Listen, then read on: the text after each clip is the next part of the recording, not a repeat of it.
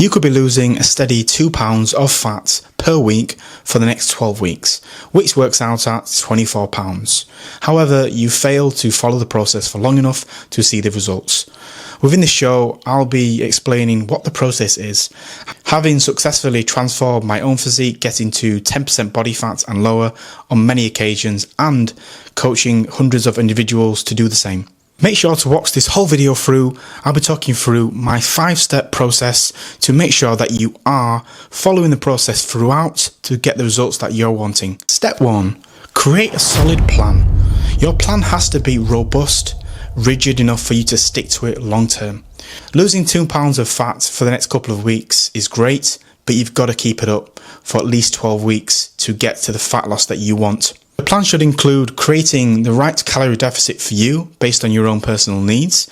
I would recommend for most females aim for 1200 to 1400 calories per day, and most males aim for 2000 to 2200 calories. This should put you nicely into a calorie deficit.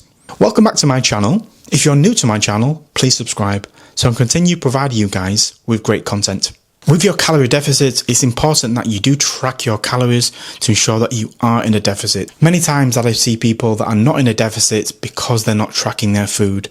You can't eyeball your food and just eat intuitively. You have to track. It's important at the beginning of the process to speak with friends and family to let them know that you're going to be on a journey. Therefore, it's important that you have their support and backing. This will give you the motivation that you need to keep pushing through when it gets difficult, and for your friend to support you through lifestyle changes such as eating out less or changing your diet slightly. So once you have set your calorie intake for the day, you will then need to set a training plan.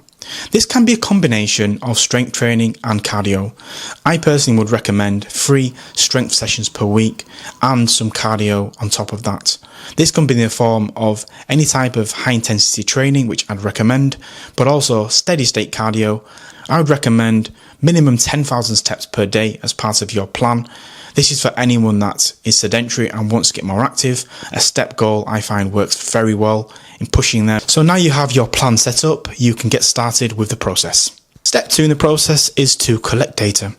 It's important that when you're tracking your food, doing your training, it's important to collect as much data as you physically can. Track your calories, have days of consecutive tracking. This will give you the means to know if you're in a calorie deficit and if you're losing fat. Step 3 in the process is to monitor and assess progress. It's very important that you monitor how you're doing. It's important to also weigh yourself, make sure that you collect regular photos and assess how you're doing in terms of taking waist measurements. This can be very important. So the data that you collect can be assessed and monitored throughout your whole journey. And you don't just do that by just relying on the scales. The scales can fluctuate, particularly if you're training hard in the gym. You may gain muscle, you may gain water, so it's important that you have various ways to monitor progress. Regular photos can be very helpful. Make sure you have side, front and back regularly done. The monitor and assess progress should be completed every couple of weeks. Sit down, work out how you're doing and if you're on track. If you're on course to get where you want to be, then you shouldn't change anything. You should stay focused and keep working towards your goals. Step 4 in the process will be to make any tweaks. As you're losing fat, you will most likely hit some hurdles.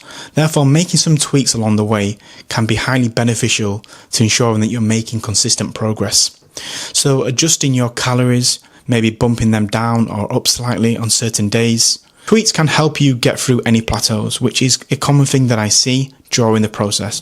Therefore, it's important that if you do hit a plateau, you don't worry, you just keep focusing on the process and the magic words, keep trusting the process, which some people do fail to do, but it's very important to keep trusting the process.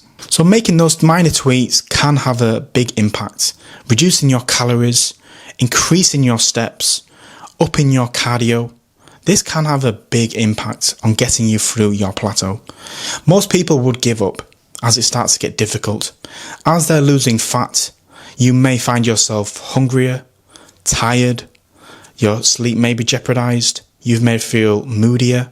So it's really important that you stay focused and you keep making tweaks if they're necessary. And step 5 of the process is to stay consistent.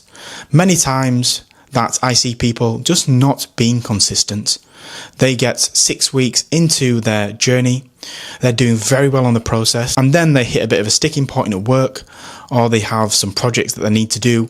This puts them on the back burner with their workouts, with the process that has got them this far, and they end up just not being able to keep moving forwards. The results stop and they start to become demotivated and then just stop.